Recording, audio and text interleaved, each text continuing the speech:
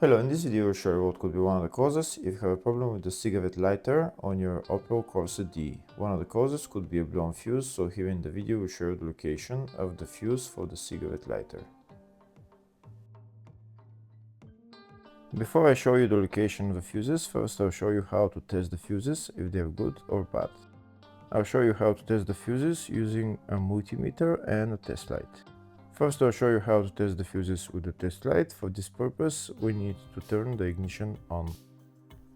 This is the test light that I'm using. We need to attach the cable of the test light to battery negative or somewhere on chassis ground.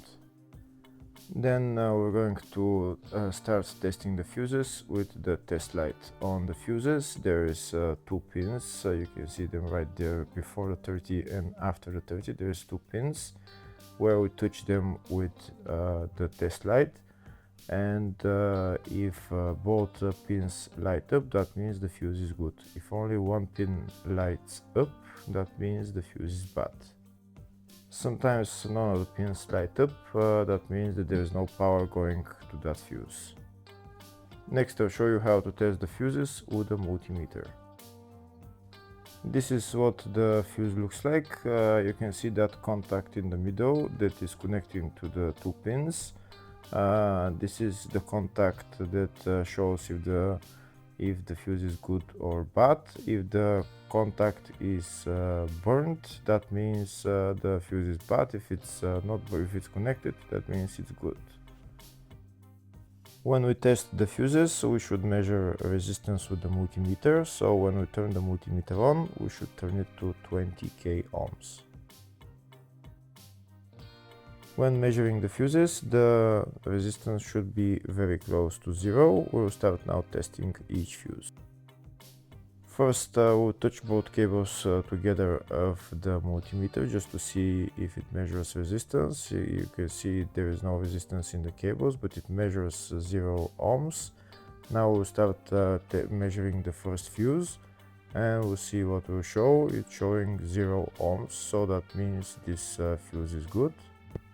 Next, to test the second fuse, it's showing 0 ohms, so that means that fuse is good. Now we'll test the third fuse. Third fuse is also showing 0 ohms, so that means that fuse is also good. Next, we'll test the fourth fuse, and it doesn't show 0 ohms, it says 0L, which means open circuit. That means that fuse should be bad. Now we'll see what the condition of the fuse is visually.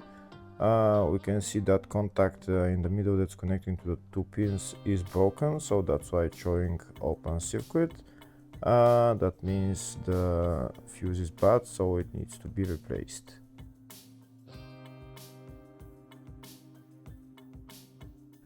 Next I'll show you the location of all the fuse boxes on this Opel Corsa D. There is two fuse boxes in the engine bay area. Engine bay 1 fuse box is located behind this plastic cover. The engine bay 2 fuse box is located just on the battery behind this plastic cover. That's it right there. The next fuse box is in the fascia just underneath the steering wheel. You need to pull out this cover, and that's the fuse box in there. Next fuse box is in the load area. It's just behind this plastic cover where I'm showing with the arrow.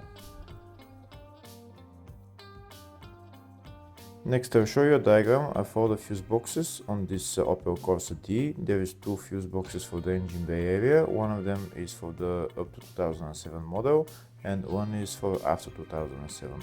There's also a fuse box in the load area, fascia and engine bay 2. Next we'll show you the location of the fuse for the cigarette lighter on this Opel Corsa D. Fuse is located in the engine bay fuse box. First I'll show you in the engine bay type fuse box for the up to 2007 year, and the fuse is F31. Next I'll show you the location of the fuse for the other type of engine bay fuse box for the after 2007 year, and the fuse there is F29. Hopefully the video was helpful. Please like and comment on the video and subscribe to the channel. Thank you.